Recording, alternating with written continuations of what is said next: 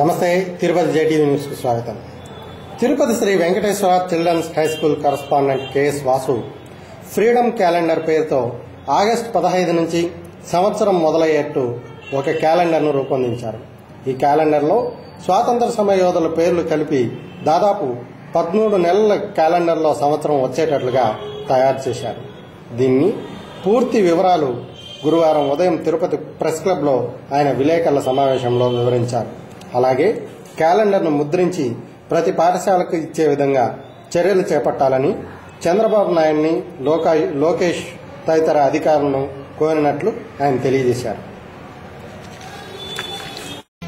सारे जगह से अच्छा हिंदू सीता हमारा सारे जगह से अच्छा हम बुलबुले हैं इसकी ये गुल सीता हमारा सारे जगह से अच्छा हिंदू सीता हमारा सारे जगह से अच्छा पर्वत वो सबसे ऊंचा हमसाया आसमां का पर्वत वो सबसे ऊंचा हमसाया आसमां का ओ संतरी हमारा ओ पासुबा हमारा सारे जगह से अच्छा हिंदू सीता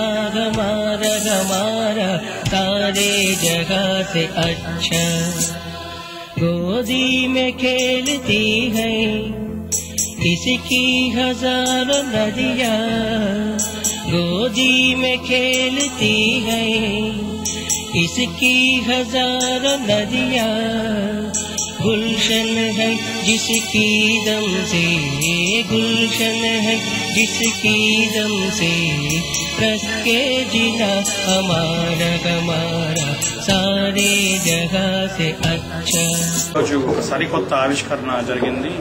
అది ఫ్రీడమ్ క్యాలెండర్ అని ఒక క్యాలెండర్కి మేము శ్రీకారం చుట్టాము. ఈ క్యాలెండర్ అనేది ఒక మామూలుగా మన క్యాలెండర్లో చూస్తే 12 నెలలు ఉంటాయి. ఈ క్యాలెండర్లో 13 నెలలు ఉంటాయి. ఆగస్టు 15 అనేది మన సంవత్సరం మొదలు నా భావన.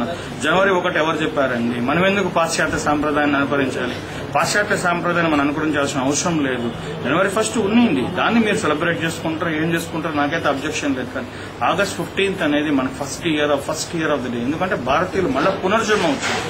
మన స్వతంత్రం మళ్ళా తిరిగి సాధించిన రోజు అది. ఆ రోజుని మనం న్యూ ఇయర్ గా సెలబ్రేట్ చేసుకోవాల్సిన అవసరం అయితే ఉందని చెప్పి నా క్యాలెండర్ లో August 15 first day of the year గా నేను పెట్టాను. ఈ క్యాలెండర్ లో దీపావళి, రంజాన్, క్రిస్మస్ ఇవన్నీ ఏముండదు. ఈ క్యాలెండర్ లో ఉండగలిగినంత భారతదేశం కోసం ఊపిరి వదిలిన వాళ్ళ ఊపిరిని కూడా కేర్ చేయని, ఊపిరిని అసలు ఏం ప్రణాయంగా సాక్రిఫైస్ చేసిన, త్యాగం చేసిన వీరుల గురించి వాళ్ళ వర్ధంతులు, వాళ్ళ జయంతులు మనం గుర్తుపెట్టుకోవాల్సిన అవసరం ఉందని కేవలం వాళ్ళ జయంతులు, వాళ్ళ వర్ధంతులు స్వతంత్ర సమరంలో జరిగిన ముఖ్య ఘట్టాలను ఇన్కార్పొరేట్ చేయడం జరిగింది. ఇటువంటి క్యాలెండర్లు స్కూల్స్ లో, పాఠశాలలో, ఎందుకంటే భావితరాల వాళ్ళు ఆ స్కూల్స్ లో కానీ ఉంది అంటే జస్ట్ నోటీస్ బోర్డులో ఈ రోజు పలానా వారి వర్ధంతి, ఈ రోజు జమన్ లాల్ బజాజ్ వర్ధంతి అంటే వెంటనే జమన్ లాల్ బజాజ్ అంటే ఎవరని అడుగుతారు. జమన్ లాల్ బజాజ్ అంటే ఆయన ఇండస్ట్రియలిస్టే కాదు, ఆయన స్వతంత్ర సమరయోధుడు.